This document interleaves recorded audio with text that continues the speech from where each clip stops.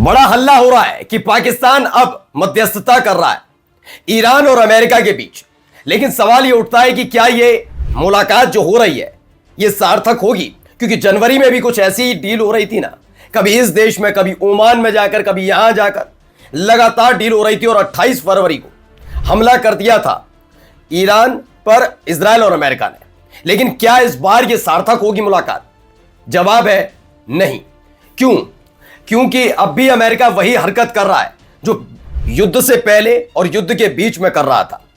मध्यस्थता के बावजूद भी, मैं बात लेबनान की नहीं कर रहा हूं, मध्यस्थता के बावजूद भी आप देखिए कि जो हरकत की जा रही है, ईरान के बारे में भ्रम फैलाया जा रहा है, अफवाह फैलाकर पूरी दुनिया को ईरान के खिलाफ खड़ा किया जा रहा है। इस वक्त इजराइल और अमेरिका के खिलाफ ज्यादातर दुनिया के देश खड़े हुए हैं उनकी हरकतों को लेकर। अब इससे बेचैन है ट्रंप और एक नया दांव चला गया जिसे ईरान ने पकड़ लिया। वहीं एक और खबर निकल कर आई, कई प्लेन तेहरान में लैंड हुए, उनके अंदर जो हथियार मौजूद थे उसे देखकर ट्रंप भी बेचैन और अमेरिका भी। ये कहां से आए? तीसरी बड़ी खबर आपको दिखाऊंगा। एक बड़ा हमला हुआ, लगातार हिजबुल्लाह अटैक कर रहा है, लेकिन इन सब के बीच खबर यह आई कि नेतन्याहू को उड़ा दिया गया। जी, नेतन्याहू को उड़ा दिया गया। खबर कहां से है वो भी देखिएगा। नमस्कार, मैं हूं प्राज्वल गौतम और आप देख रहे हैं खबर चौक। सबसे पहले एक बड़ी खबर आपको दिखा रहा हूं। यह खबर प्रोपेगेंडा के तहत आई है, इसलिए इसे देखना समझना जरूरी है। Iran has been unable to open the strait of Hormuz to more shipping traffic because it can not locate all of the mines it laid in the waterway and lacks the capability to remove them according to US officials। पहले इस खबर को समझिए क्या है। इसमें बताया गया है कि ईरान ने स्ट्रेट ऑफ हॉर्मुज के पानी में, समंदर में माइंस बिछा दिए। माइंस बिछा तो दिए हैं, लेकिन अब उस माइंस को हटा नहीं सकता। और ये दावा कौन कर रहा है? ईरान नहीं कर रहा, अमेरिका का अधिकारी कर रहे हैं। यूएस ऑफिशियल्स के मुताबिक ईरान स्ट्रेट ऑफ हॉर्मुज में माइंस बिछाकर अब उन्हें ढूंढ नहीं पा रहा, उसकी हिम्मत नहीं हो पा रही ढूंढ पाए। यह अमेरिका का दावा है। दरअसल अमेरिका यही हरकत पहले भी करता रहा और अब भी। इससे पहले हमने आपको खबर दिखाई कि ईरान $20 लाख का ईरान की संसद में पास हुआ है कि तकरीबन $20 लाख हर शिप से वो वसूलेगा। ऐसे ही तकरीबन 120 से ज्यादा शिप्स स्ट्रेट ऑफ हॉर्मुज से गुजरते हैं। उन सब के बीच ये दावा है कि वो हर एक शिप से $20 लाख वसूलेगा। अब आप सोचिए, आपसे कोई पैसा ले, $20 लाख लेगा भी, और वो शिप जब वहां से गुजरेंगे तो माइंस आपको, ईरान की माइंस आपको उड़ा देंगे आपके शिप को। क्या ये होने जा रहा है? नहीं।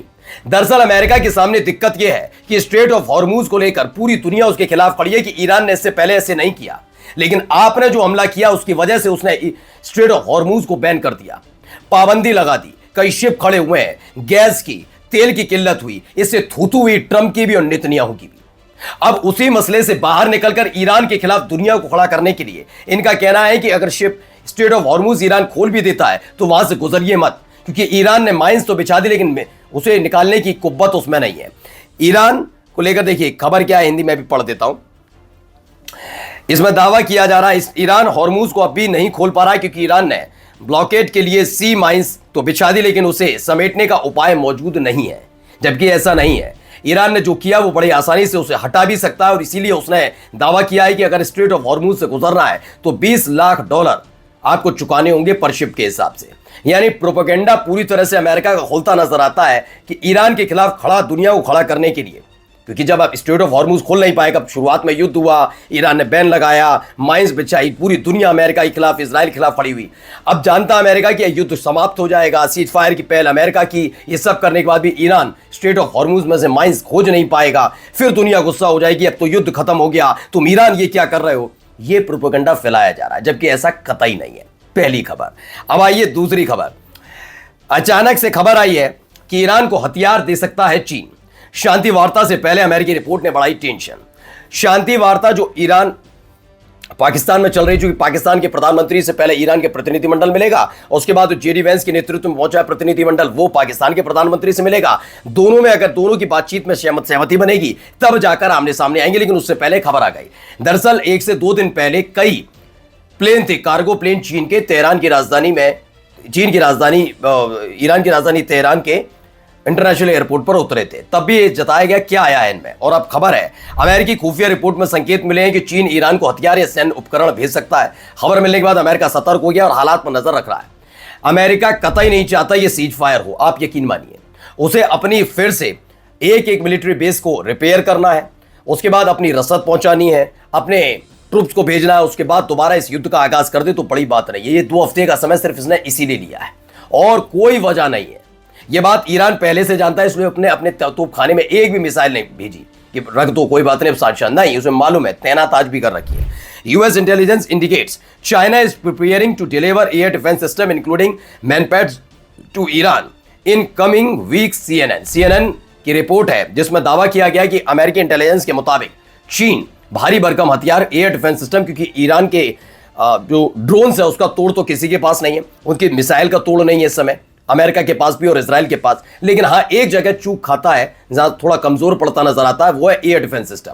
तो अमेरिका जहां इस सीज फायर के वीक 2 हफ्ते के सीज फायर के मसले पर मिडिल ईस्ट के अंदर अपनी ताकत बढ़ा रहा है, तो वहीं दूसरी तरफ यह भी खेल हो रहा है कि ईरान भी अपनी ताकत बढ़ा रहा है कि आने वाले वक्त में अगर दोबारा से किसी कोई हमला करने की कोशिश हो तो बड़ी आसानी से ईरान तक कोई भी मिसाइल ना पहुंच पाए। एयर डिफेंस सिस्टम चीन से मंगाए जा रहे हैं। अब आइए अगली खबर देखिए, कैसे नेतन्याहू को उड़ा दिया जाता है। जरा ये वीडियो देखिए, बड़े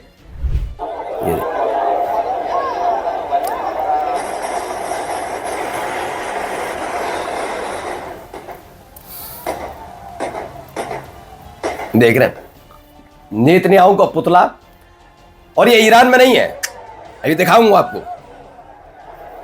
ये देखिए, उड़ा दिया नेतन्याहू को के पुतले को उड़ा दिया कुछ तरह। तालियां बज रही हैं, लोग खुश हैं, तालियां बजा रहे हैं।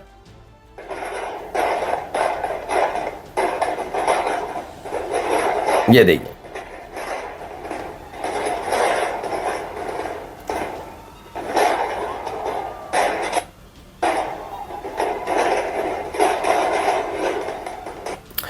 तो क्या है इसमें, ये स्पेन से निकली है खबर। स्पेन के मलागा में ग्रामीणों ने इजरायली प्रधानमंत्री नेतन्याहू का पुतला जलाया। स्पेन ने लेबनान पर इजरायली बमबारी की सख्त आलोचना करते हुए अपने रिश्ते तोड़ दिए हैं। इसमें यह खबर निकलकर सामने आई, ये रिश्ते तोड़ दिए। देखिए, इसका ऐलान भी खुद स्पेन के प्रधानमंत्री पेड्रो सांचेज की तरफ से किया गया।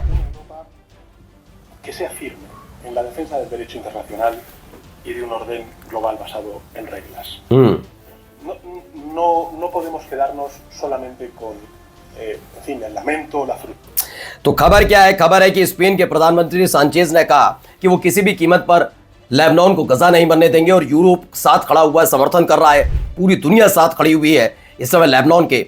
इसलिए उन्होंने कहा कि इसीलिए उन्होंने एक दिन पहले यानी कल प्रपोज किया था कि वो इजराइल के साथ अपने सारे रिश्ते खत्म कर रहे हैं। और इसका असर भी पड़ता नजर आया जब नेतन्याहू के खिलाफ लोगों में नाराजगी। अभी लेबनान की जो सरकार है, मौजूदा सरकार, वो अमेरिका परस्त बताई जाती है, क्योंकि इजराइल के इतने हमले के बावजूद भी एक भी बार, ये ताजा हमले छोड़ दीजिए, जब से सीज फायर हुआ तब भी लेबनान के पर बड़े हमले हुए। इजराइल की तरफ से इजराइल पर कोई हमला लेबनान की सेना ने नहीं किया, नहीं कर पाई सेना पर उतना बड़ा हमला। सरकार भी उल्टे सीधे बयान देगी, हिजबुल्लाह हथियार छोड़ दो, ये कर दो। अब जैसे ही खबर आई कि केवल लेबनान की सरकार का कहना है कि हथियार सिर्फ सेना और पुलिस रखेगी लेबनान की, इसके बाद हिजबुल्लाह को हथियार छोड़ने का संकेत दिया गया। तो देखिए हालात क्या है यहां पर।